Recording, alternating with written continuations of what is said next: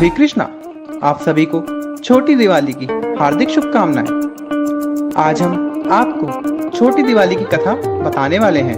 इसे रूप चौदस, काली चौदस या नरक चतुर्दशी भी कहते हैं। आइए जानते हैं कि इसके हर नाम के पीछे क्या कथा है। सर्वप्रथम आइए जानें कि इसे नरक चतुर्दशी क्यों कहते हैं। दिवाली से ठीक एक दिन पहले छोटी दिवाली मनाई जाती है।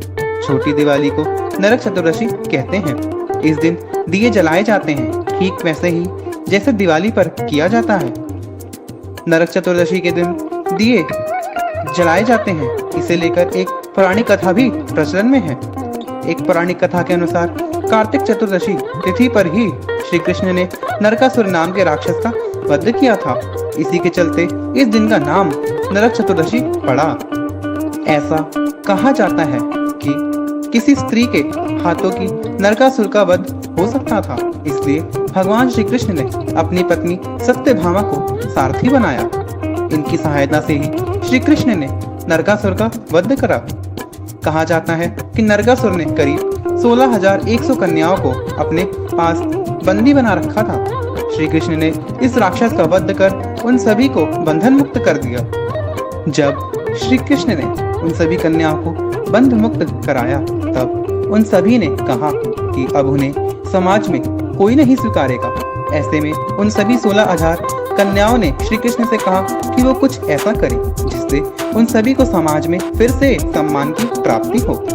इसके लिए श्री कृष्ण ने सभी कन्याओं से विवाह कर दिया। इसमें सत्यभामा ने भी श्री कृष्ण की मदद की थी। मान्यता है कि 16,000 कन्याओं को बंधन मुक्त कराने और नरकासुर का वध करने के उपलक्ष्य में ही नरक चतुर्दशी के दिन दीपदान की परंपरा शुरू हुई थी। अब जानते हैं कि इसे रूप चौदस क्यों कहते हैं। नरक चतुर्दशी के दिन इस दिन सूर्योदय से पहले उठने और स्नान करने का महत्व है। इससे मनुष्य को यमलोक का दर्शन नहीं करना पड़ता। कार्तिक मास में तेल नहीं लगाना चाहिए, फिर भी इस तिथि विशेष को शरीर में तेल लगाकर स्नान करना चाहिए।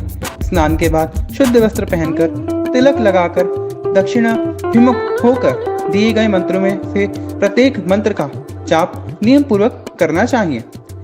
दिए गए मंत्रों से प्रत्येक नाम से तिलयुक्त 3-3 तिलांजलि देनी चाहिए। यह यम तर्पण कहलाता है। इससे वर्ष भर के पाप नष्ट हो जाते हैं। यम का दिन होने की वजह से इसे रूप चतुर्दशी कहते हैं या रूप चौदस कहा जाता है। अब हम आपको बताएंगे कि इसे काली चौदस क्यों कहते हैं। ये कहानी शक्त मान्यताओं पे आधारित है। कामाख्या के बारे में एक कथा प्रसिद्ध है कि घमंड में चूर असुर राज नरकासुर एक दिन माँ भगवती कामाख्या को अपनी पत्नी के रूप में पाने का दुराग्रह कर बैठा था। कामाख्या महामाया ने नरकासुर की मृत्यु को निकट मानकर उससे कहा कि यदि तुम एक ही रात में नील पर्वत पर चारों तरफ पत्थरों के 4 सोपान पथों का निर्माण कर दो और कामाख्या मंदिर के साथ एक विश्राम गृह बनवा दो, तो मैं तुम्हारी इच्छा अनुसार पत्नी बन जाऊंगी, और यदि तुम ऐसा ना कर पाए तो तुम्हारी मृत्यु निश्चित है। गर्भ में चूर असुर ने पथों के 4 सोपान प्रभात होने से पूर्व पूर्ण कर दिए और विश्राम कक्ष का निर्माण कर ही रहा था कि महामाया ने एक मायावी कुक्कुट यानी मुर्गे द्वारा रात्रि समाप्ति की सूचना दी गई, जिससे नरकासुर ने क्रोधित होकर मुर्गे को पीछा किया और ब्रह्मपुत्र के दूसरे छोर पर जाकर उसका वध कर डाला। यह स्थान आज भी गुप्ताचकी के नाम से विख्यात है। बाद में माँ भगवती की माया से विष्णु भगवान ने नरकासुर का वध करा। नरकासुर की मृत्यु के बाद उसका पुत्र भगदत्त कामरूप का राजा बना। कई मान्यताओं में सतयुग में कामाख्या देवी और द्वापर में सत्यभामा ने नरकासुर को मारा, और कई और मान्यताओं में दोनों नरकासुर अलग हैं, क्योंकि एक असम का राजा है और दूसरा उत्तर प्रदेश के पास एक राज्य में राज करता था। तब तक के लिए जय गौरी शंकर।